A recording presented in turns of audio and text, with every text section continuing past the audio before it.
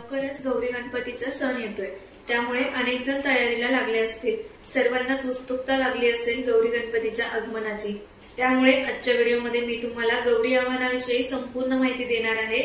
त्यामध्ये गौरी घरामध्ये कशा आणाव्यात, गौरी घरात घेताना काय म्हणावे।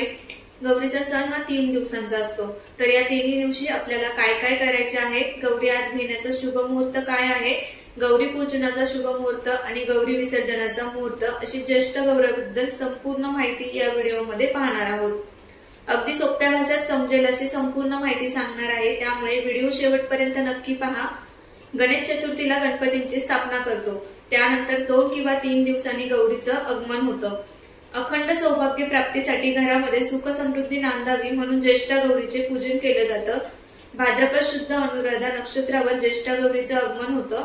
ज्येष्ठ नक्षत्रावर पूजन केलं जातं आणि मूळ नक्षत्रावर गौरींचं विसर्जन केलं जातं। गौरी या ठरलेल्या दिवशी येतात आणि ठरलेल्याच दिवशी जातात, त्यामुळे 3 दिवसाच्या माहेरपणासाठी आलेल्या गौरीचं माहेरपण अगदी थाटामाटात पार पाडलं जातं। गौरी म्हणजे ही जणू आपल्या घरची 3 दिवसाची पाहुणी असते। ती माहेरवाशीण म्हणून माहेरी येत असते, त्यामुळे आपण सर्वजण अगदी आनंदाने गौरीचं आगमन करायचं असतं। तर यंदा दिनांक 31 ऑगस्ट 2025 रोजी रविवारी या दिवशी ज्येष्ठ गौरीचं आगमन होणार आहे। अनेक ठिकाणी आपापल्या रीतिरिवाजाप्रमाणे गौरी बसवल्या जातात। आता आपण पाहूया गौरींचे माहेरातले 3 दिवस। पहिल्या दिवशी गौरीचं आगमन केलं जातं, दुसऱ्या दिवशी गौरीचं पूजन केलं जातं आणि तिसऱ्या दिवशी गौरीचे विसर्जन केलं जातं। म्हणजेच गौरी आणि पार्वती भगवान शंकर यांच्या पत्नी आणि विघ्ननाशक गणपती यांच्या माता आहेत। गौरी हे माता पार्वतीचे दुसरे नाव आहे। भाद्रपद महिन्यातील अनुराधा नक्षत्रावर ज्येष्ठ व कनिष्ठ गौरी आवाहन केले जाते। महाराष्ट्रात या सणाला महालक्ष्मी पूजन देखील म्हणले जाते। महालक्ष्मी ही समृद्धीची देवता असल्याने गौरीची पूजा केली जाते। एक भगवान विष्णू यांची पत्नी आणि दुसरी भगवान शंकर यांची पत्नी, या दोघींचीही आपण लक्ष्मी म्हणून पूजा करतो। पण या दोघींमध्ये देवी पार्वती ह्या ज्येष्ठ गौरी म्हणून ओळखल्या जातात। तर या दिवशी अनेक घरोघरी गौरींचे आगमन होते। ज्यांना आपल्या घरी गौरी आणायच्या आहेत त्यांनी या शुभ मुहूर्तावर आणाव्यात। रविवारी 21 ऑगस्ट 2025 रोजी गौरी घरात घेण्याचा शुभ मुहूर्त दुपारी 3:50 पासून ते सायंकाळी 5:25 पर्यंत शुभ दिवस आहे। म्हणजे साधारण दुपारी 4 ते सायंकाळी 5 वाजेपर्यंत शुभ मुहूर्त आहे। या वेळात आपण गौरीला घरामध्ये घ्यायची आहे। अनेक ठिकाणी वेगवेगळ्या पद्धतीने गौरीची स्थापना केली जाते। काही ठिकाणी उभ्या गौरी तर काही ठिकाणी बसलेल्या गौरी असतात। पण आपल्याकडे पूर्वीपासून जी परंपरा आहे, जी पद्धत आपल्या वडिलोपार्जित चाललेली आहे, त्यानुसार आपण गौरींची स्थापना करायची आहे। बऱ्याच ठिकाणी फक्त मुखवट्यांची पूजा केली जाते। तर माझ्या माहेरी गौरी म्हणून रानात येणाऱ्या गौरी झाडाचं फुल असतं, ते फुल गौरीच्या दिवशीच फुलतं आणि 3 दिवस राहतं। तर गौरी म्हणून ह्या फुलाचं आगमन करतात आणि माहेर पण केलं जातं। तर बऱ्याच ठिकाणी चालत आलेल्या रीतिरिवाजाप्रमाणे सण साजरे केले जातात, तसेच गौरी देखील रीतिरिवाजाप्रमाणे बसवल्या जातात। भाग बदलला की थोड्याशा पद्धती बदलतात, त्यामुळे प्रत्येक ठिकाणची पद्धत ही थोडीफार वेगळी असू शकते। तुमच्याकडे जी पद्धत आहे त्या पद्धतीने करायचं आहे। गौरीला घरात घेण्यापूर्वी आपले संपूर्ण घर अंगण स्वच्छ करायचं आहे, कारण बाहेरून गौरी घरामध्ये आणणार आहोत। दारामध्ये छान रांगोळी काढायची आहे, त्यामध्ये लक्ष्मीची पावलं अवश्य काढावीत, कारण या दिवशी आपण छान असं गौरीचं स्वागत करायचं आहे। वर्षभरातून गौरी फक्त 3 दिवसांसाठी माहेरपणाला येते, त्यामुळे होईल तेवढे लाड पुरवायचे आहेत। त्यानंतर तुळशी समोर रांगोळी आणि पावलं काढायची आहेत, कारण या दिवशी तुळशी पूजन करूनच तुळशीपासून गौरी माता आतमध्ये घेतल्या जातात आणि तुळशीपासून आपण ज्या ठिकाणी गौरी ठेवणार आहोत तिथपर्यंत कुंकवाची पावलं काढायची आहेत किंवा मग कुंकवाचे हात उमटवायचे आहेत। त्यावरती हळदी कुंकू अक्षता व्हायची आहे। गौरी घरात घेण्यापूर्वी आपल्याला काही तयारी करावी लागते।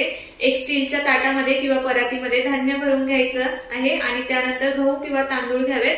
त्यामध्ये गौरीचे मुखवटे बसवावेत, म्हणजे दोन्ही मुखवट्यांच्या मध्ये आपल्याला देवघरातील गणपतीची मूर्ती पण ठेवायची आहे। जर गणपती नसेल तर आपण गणपती म्हणून सुपारी ठेवायची आहे। गौरीच्या डोक्यावर पदर म्हणून नवीन कोरा ब्लाउज पीस ठेवायचा आहे।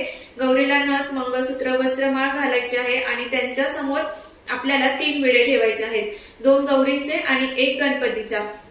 प्रत्येकी 2 विड्याची पाने घेऊन त्यावर विड्याचं साहित्य खारीक, खोबरं, हळकुंड, बदाम, सुपारी, नाणं हे साहित्य ठेवायचं आहे। ही तयारी झाल्यावर तुळशीजवळ पाट मांडून भोवती रांगोळी काढून घ्यायची।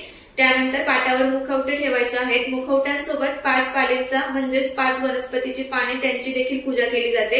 शक्य असल्यास आजूबाजूच्या 5 महिलांना बोलवून मुखवट्यांची पूजा करायची आहे। नसेल तर घरातील सौभाग्यवतीने पूजा करायची असते। तर गौरीला हळद कुंकू लावून अक्षता वाहून दूध साखरेचा नैवेद्य अर्पण करून ओवाळलं जातं। त्याचबरोबर तुळशीचे पूजन देखील केले जाते। त्यानंतर आपल्याला ज्या ठिकाणी घरामध्ये गौरी ठेवायची आहे ती जागा अगोदरच आपण स्वच्छ करून ठेवायची। गौरी आतमध्ये घेताना एका ताटामध्ये कुंकवाचं पाणी करून घ्यायचं आहे आणि ते पाणी तुळशीपासून गौरी ज्या ठिकाणी बसवणार आहात तिथपर्यंत दोन्ही हात किंवा पावलं उठवले जातात। त्यानंतर घरातील सुवासिक स्त्रीने मुखवटे हातात घेऊन दुसऱ्या स्त्रीने कुंकवाचे हात किंवा पावलं ठेवायचे आहेत। आता गौरी आतमध्ये घेताना मात्र आपण अजिबात शांत बसायचं नाहीये। घंटानाद किंवा मग ताट किंवा लाटणं किंवा चमच्याच्या साह्याने एका प्लेटवरती वाजवत गाजवत गौरी घरामध्ये आणायची आहेत। ज्या स्त्रीने गौरी घेतली आहे तिने उंबरठ्यावर ठेवलेलं धान्याचं मापटं ओलांडून आतमध्ये यायचं आहे। गौरी घेतलेल्या स्त्रीने आणि पाऊल उमटवत असलेल्या स्त्रीने दोघींमध्ये एक संवाद करायचा असतो।